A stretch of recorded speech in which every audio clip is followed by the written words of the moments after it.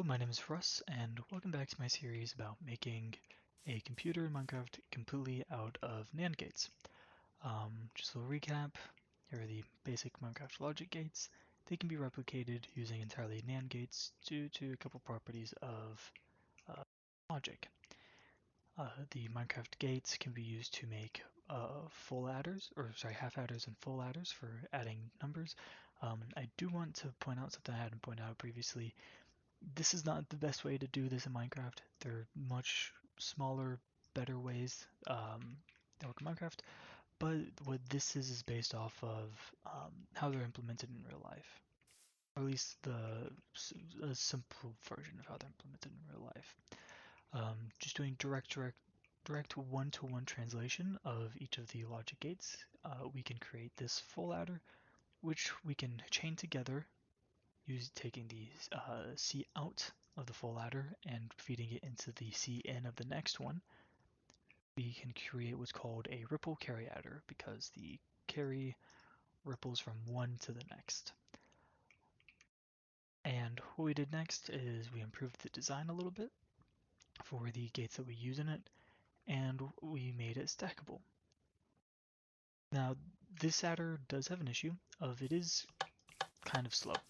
So if we take all of these together, say we're adding maybe 255 and we add 1. Oops.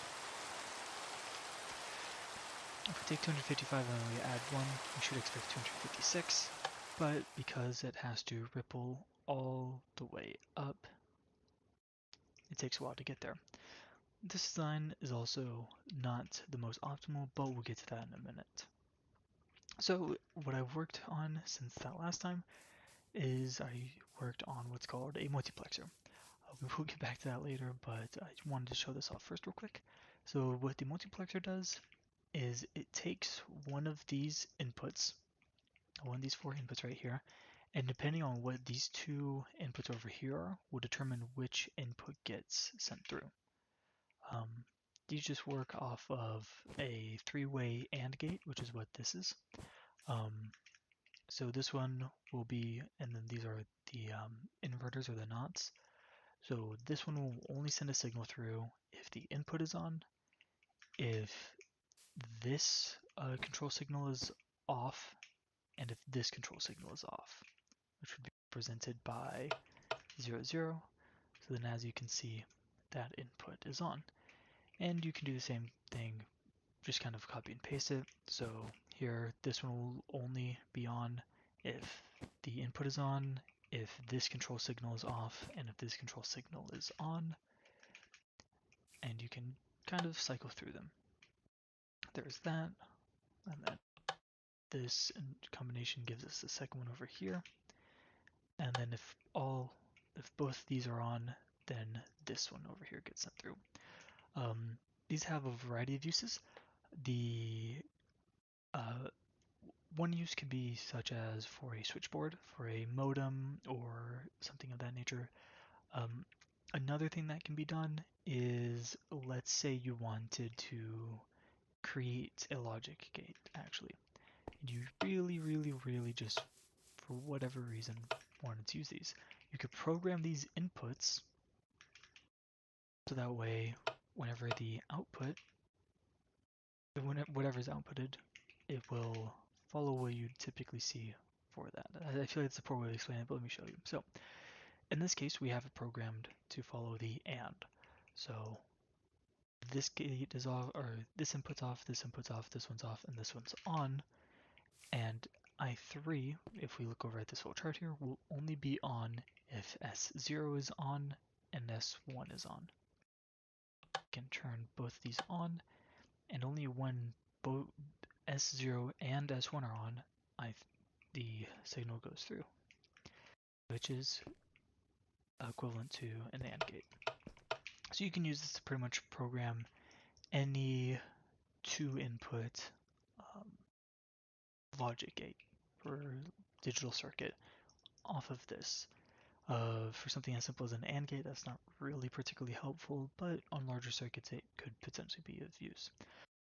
But what this is also used for is something that we are going to cover another time, which is called an arithmetic logic unit, where depending on what those control inputs are, will change whether we will do, let's say, addition, could be subtraction, could be bitwise and, bitwise or, which we will cover later. That'll be a topic for another video. Um, and you can package this together to do literally everything that your computer does. The arithmetic logic unit is how your computer functions on a basic level, and in every single one of them, you have a multiplexer. Um, the opposite of a multiplexer is a demultiplexer. What it does is it takes one input and changes which output goes through. I don't recall off the top of my head what these are particularly useful for, but you can kind of chain these together. So you can have one of these four inputs go through, come down a line, and then feed it back out through a demultiplexer to kind of decode it if you really wanted to. I suppose what you could do is take it from 4 lines, cut it down to, 3 effectively if you carry these two over and use them as the inputs for the demultiplexer, and then just to kind of save on space could be one potential use for that. These just directly translated them to NAND gates. So here are the inverters. This was the 3 input AND that I kind of had to make. It's nothing too particularly exciting. Here's a 4 input OR gate. That was fun. And then we do pretty much the same thing for the demultiplexer. This is nothing super complicated, but I just will use this gate later. The next thing I did is to fix an issue with this, which has taken a big chunk of why this video took so long to get out. So this is the old design for the full ladder, and it's not particularly efficient. There's a lot of gates that are repeated here and are kind of extraneous, and it can be greatly improved. And in fact, whenever this type of circuit is done in real life using full ladders, it's simplified in this way. And I want to kind of I'll break down how exactly we went from here to here by actually opening Logisim and looking at the circuits. Okay, so now that we're back in over here in Logisim, which if you don't know is a program that's used to simulate logic gates. So here we have the XOR, the ANDs, and the ORs. If you watch my previous videos, I'll go a bit more in depth into these. But the quick rundown of it is if we take A and B, or if we have A or B, it'll just have that one sum. If we do both of them, it'll go to the C out, and then we can add them together with the C in. And if you chain these together, you get what's called a ripple carry adder. Again, mentioned previously, watch my previous videos for a more in-depth explanation. These can be implemented using AND gates through direct comparison. These can be proven logically, just kind of thinking through them, and can be proven with truth tables. If we directly just translate 1 to 1, we get this for the full ladder, and this is what my old design was based off of. And you can see it works identical to how the other regular full ladder works. But what we want to do is we want to minimize as much as possible the amount of gates that we have. If we assume every gate takes, let's say, 1 tick, right? If we have, this design has 15 gates, so that's 15 ticks, potentially. You're going to have a little bit of parallel logic, but by reducing the number that we have to wait for, we can greatly reduce the efficiency of our computer. Well, if we look here, for example, these two are effectively doing the exact same job. We have A feeding into this one, and it kind of comes around here, and we have A feeding into it, and we also have B feeding into this one and B feeding into this one, and these two outputs right here are identical. So what we can do is we could just delete this one and feed it from this NAND gate right over here. And we can do the same thing over here for the second NAND gate. Or for the second, because this is where the XOR and the AND are, we can kind of splice them together like so, which already gets rid of 2 gates, which is a pretty good improvement. The next thing that you might notice is this right here. If you're feeding a one input into a NAND, it's a NOT gate effectively. So whenever we have these together like this, we're saying not.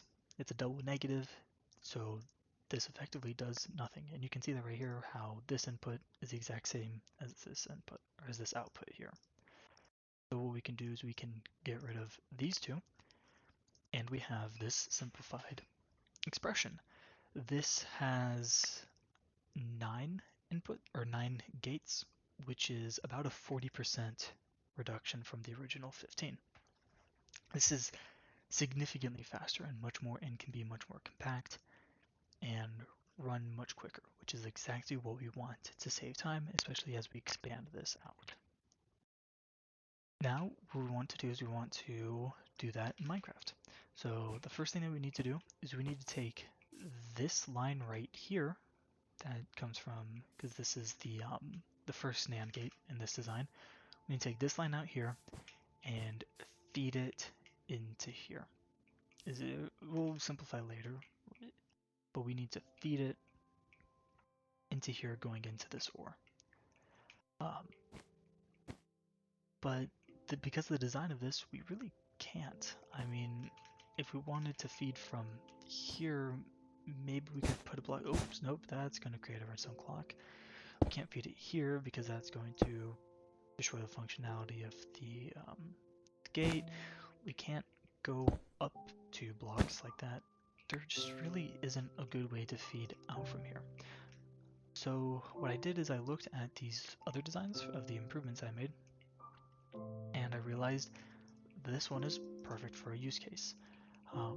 It's a little bit larger than either of these two, but it does allow us to easily tap off from this input. All we really need to do is just this. It's not going to interfere with this input out in here because this just powers this block, so this also doesn't interfere with this output here. So we can just safely tap off and feed into the rest of the circuit. And that's pretty much the only major change that we needed. We can change it to this design, tap off and feed into this part of the NAND, and then do the same thing over here to feed into the second part of the NAND. And this functions identically to the regular adder, full adder, but it's much smaller. And we'll get to this here in a second. So the first thing that we really want to do off of this to be able to use it is make it stackable. The main issue with that though is this is our C out over here, is what this blue NAND gate over here is. We need to feed that to come over here to this C in, which is on the other side of the gate. This wasn't an issue beforehand because of how bulky this was and how some of the lines lined up. We had just enough space to safely come around and feed into the next layer. But with the smaller design, with how they stack up, we don't really have that comfort. So we're going to have to find some way to just get this around. If we try to go directly, well, these lines are going to cross. We can't feed over like this because that's going to interact with that output. You can't just make the line go over like this because, well, then we're interacting with that line. The only real solution to it would be to use repeaters and cross the paths like this, but the issue is these repeaters, whenever you stack them up, are going to add a lot of delay to the outputs, which the ripple carriers already have a lot of delay, which is something we'll touch on later. And if we're adding a bunch of repeaters, eventually we're just going to get back to the same problem with this. We're not seeing any real time savings. And we can't go under the line, because then for this one we're going to have to go under again. If we try to go over, and we just try to make this one go over the bridge that we made previously, then eventually we're going to have just massive bridges everywhere. It's going to be horrible. It's not going to work very well. But one thing that we can do is, because it doesn't really matter which input, which of these inputs is the carry in and which input is from the previous XOR, what if we flip them? So what if we made this the input for the XOR and this the carry in, which we can just do by shifting this over, and we get to this design over here. So it is a little bit larger, has a slightly larger footprint, but we just shift this over. So now the carry-in's in the middle over here, and then this XOR feeds into here. So now we really only need to go from right here up another floor. And that's the reason why this looks so weird. This is, at the end of the day, still functionally an XOR, a Minecraft XOR gate. You have torch here, a little bit of redstone between them just to kind of link them together. But an issue that I kept running into is, how do you get from this cout over here up to over here? They're so close, but you can't. It still runs into the problem of, well, let's say you just pull it around and try to stack up through here. Well, nope, you're running into that line. Well, now you're going to run into this input over here. It's just not going to work. Eventually I came up with this kind of staircase design. This torch does indeed power the line, so it functions identically, functions perfectly fine, and it is able to just barely squeeze by and feed into this next layer, and it's actually really nicely stackable. So now we have our full ladder simplified and stacked. So I went ahead and just stacked this design up, and I mean, you can see we're saving a lot of space. It is much smaller, and the delays are minimized, just greatly reduced. I did a little bit of testing using the tick speed, tick freeze, tick step, and whatnot, and in the time that it took for for adding all of these together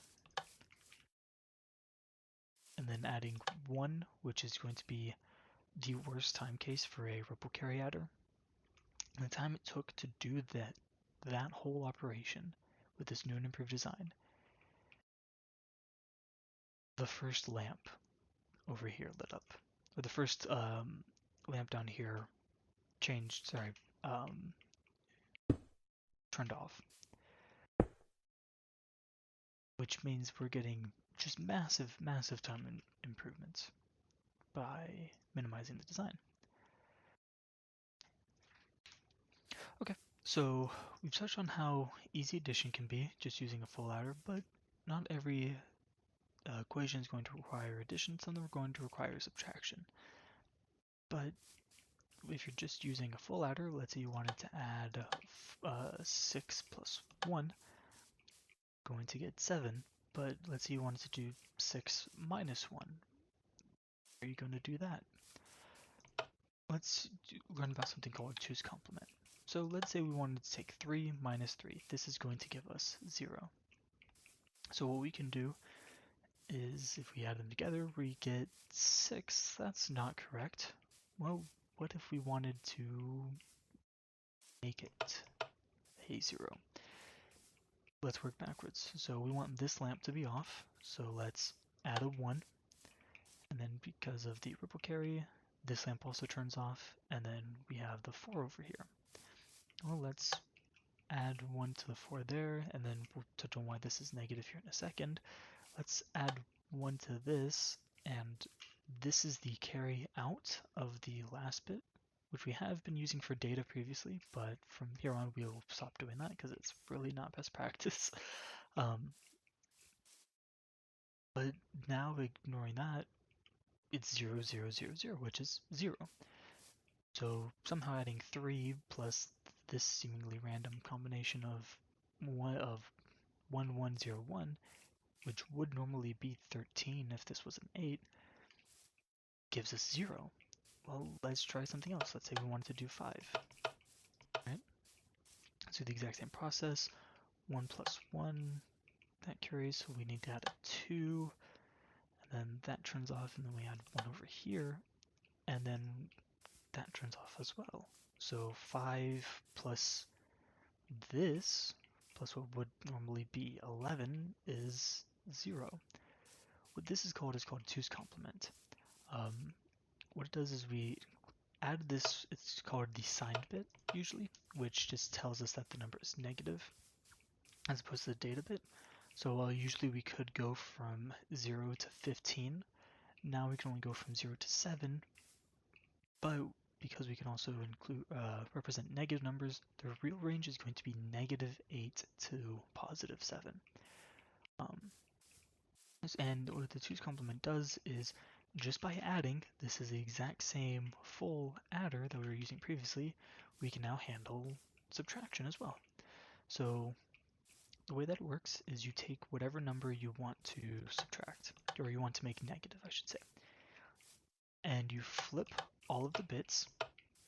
So that was 0, 0, 1, 1, which represents 3. Now we flip it to 1, 1, 0, 0. This is called the 1's complement, and if we add 1 to this, we get the 2's complement. So in this case, we're seeing that 5 minus 3 is 2. And this can be done for any number, really. This can also represent negative outputs. So let's say we wanted to do 3 minus 5. 5 is going to be 0, 1, 0, 1. If we flip everything, and if we add 1 here, that'll flip. So we have 1, 0, 1, 1, which is going to be -5. 3 minus 5 should be -2. So what we can do, and this does work both ways, is we can flip these and then add 1 to get our the output. Even when it would be, if it was positive, let's just keep in mind that it is negative. So we have 1, 1, 1, 0 will become 0, 0, 0, 1. Add 1 to that, and it'll become 0, 0, 1, 0, which is exactly 2. So simply by just flipping the bits and then adding 1, we can represent negative numbers and therefore do subtraction, because all that subtraction is adding negatives. Okay, this can be applied to larger bit numbers. If you're having, so that previous adder was a 4-bit adder, this is an 8-bit adder.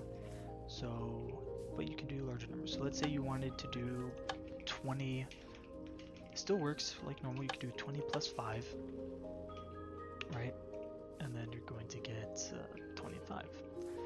But let's say you wanted to do 20 minus 5. Well, we go through, we flip all of the bits, right? And then you just add 1, so you have 1, 1, 1, 1, 0, 1, 1, right? And now, remember, this is based off of the carry out, which we are ignoring, so we can functionally just get rid of that. And now you see that 20 minus 5 is just going to be, well, 8 plus 2 is 10, 4 plus 1 is 5, 10 plus 5 is 15, which is exactly what we'd expect. But we still have to manually go through, flip all of these, add 1, and we're still having to do a lot of manual work just to subtract 2 numbers. Why don't we automate this? That's what we have over here. What this stack of XOR gates is doing. So what we do is, if you just feed one line through here, if you just feed the input of the B through here, let me turn this off for a second. If you were just to feed the input of this B through here, this comes up to this layer, it will just go through like normal. And then if it's off, it'll be off. But what this line does here is this inverts all of these. So now, if we have the same one on and we come up over here, we can see this input's on, but output's off. So by adding this control line over here, we can choose to either invert the input if this is on, or we can choose to just leave the input going through. So that's effectively the same as us just coming through and flipping all of the numbers. I forgot I had that one on. That's effectively the same as us just coming through and flipping all the numbers. But then how do we add 1? Well, that's what this line over here does, is it snakes under here and pops up and feeds into the Cn of the bottom adder, which is actually why this one's a little bit taller than its little brother over there. So we're flipping all of the bits, and then we're adding 1. And this allows us to just automatically subtract. So let's go through, let's set all of these off. And this still does operate as a regular full adder. So let's say we want to do 10 plus, I don't know, 12. 10 plus 12, we've got 20 plus 2 is going to be 22, which is exactly what we'd expect. But let's say we wanted to do 12 minus 10. We flip this. Maybe it takes a second for everything to go through. And we get 12 minus 10 is 2, which is exactly what we'd expect. This can also handle negative numbers, so let's just flip that. But it does output them as the 2's complement, so you do still kind of have to think it through.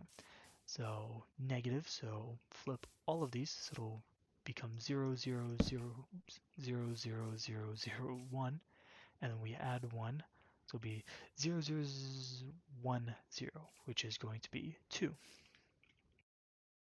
So simply by flipping this switch, we go from regular addition to now being able to do addition and subtraction in not really a significantly larger foot space. There are dedicated full subtractors, which involve throwing some NOT gates in the middle of here, and they work fine, they do the job, but if you wanted to do addition and subtraction, you'd have to have them be separate. You'd need a whole nother stack over here. It just wouldn't be economical. By doing this, we can combine them together. And we can still follow the principle of the 2's complement using this system. So let's say we wanted 8 and we wanted to add negative 2. Well, we can go through, do the 2's complement, flip all of the bits, then add 1, so that'll flip from that. There's negative 2 in 2's complement. We're getting 8 minus negative 2 is 10, which is exactly what we would expect. By doing this, again, we're just creating an adder and a subtractor 2 in 1.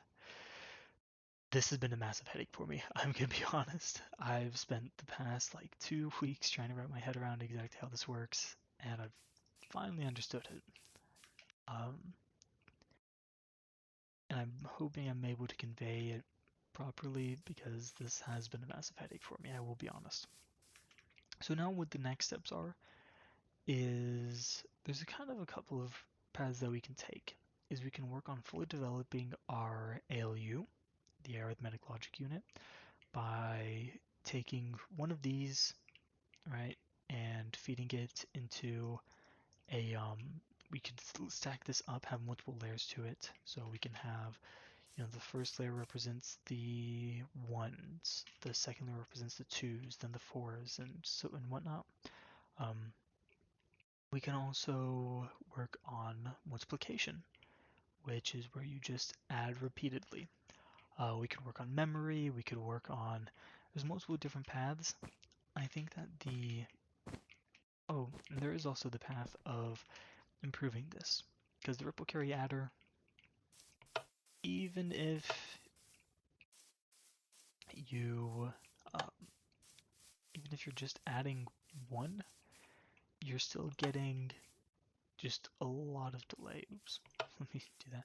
You still get just a lot of delay from having to wait for everything to kind of trickle down, which is the main weakness of the ripple carry adder.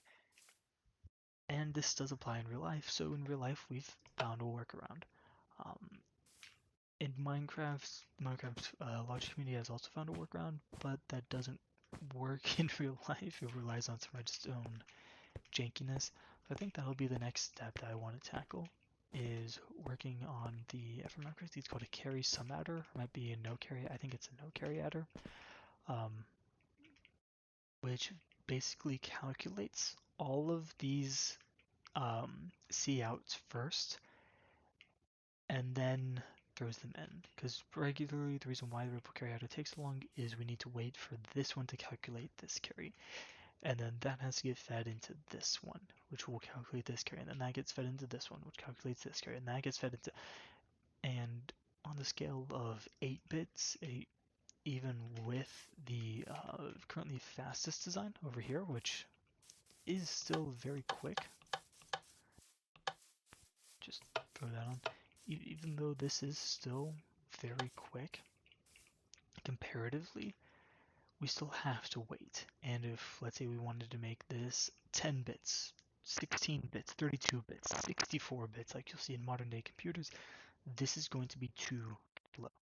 So if we want to be doing multiple operations per second, or in the case of modern computers, billions of operations per second, having these delays really adds up and hinders how fast our computer can calculate. So there's ways to work around that. I think that's the next step I really want to go with this, is working on that before we work on building our ALU. Thank you for watching. I know this has been a lot and probably kind of rambly. I'll try to keep things a little bit shorter in future videos. But there's been a lot that I worked on, and this has taken me a while to get everything kind of sorted and wrap my head around a lot of this new material. Thank you so much for watching. Have a wonderful rest of your day.